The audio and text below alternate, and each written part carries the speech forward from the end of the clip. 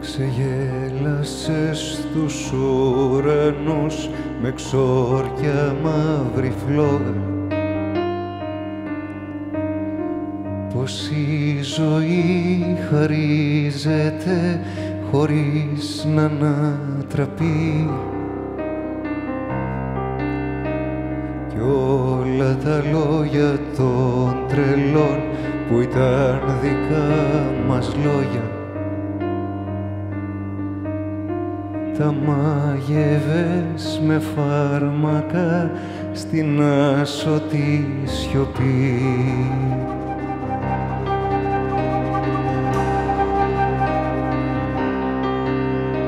Πενθούσες με τους έρωτες γυμνός και μεθυσμένος, γιατί με τους αθάνατους είχες λογαριασμούς. Τις άριες μιας όπερας τραβλίζες νικημένος, μιας επαρχίας μαθητής μπροστά σε δυο χρησμούς.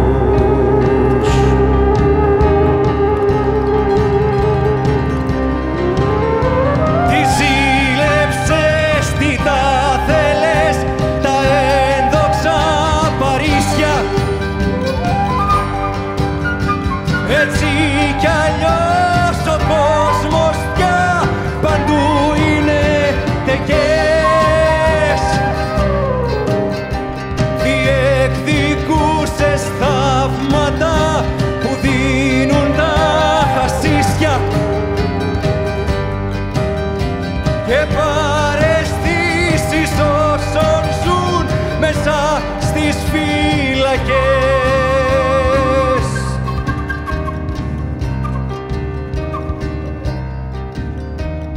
Μια βραδιά που ντύθηκες ο Άμλετ της Σελήνης,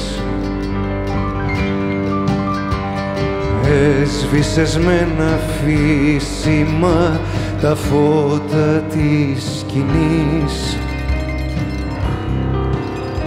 και μονολόγους άρχισες και ενίγματα να λύνεις, μιας τέχνης και μιας εποχής παλιάς και σκοτεινής.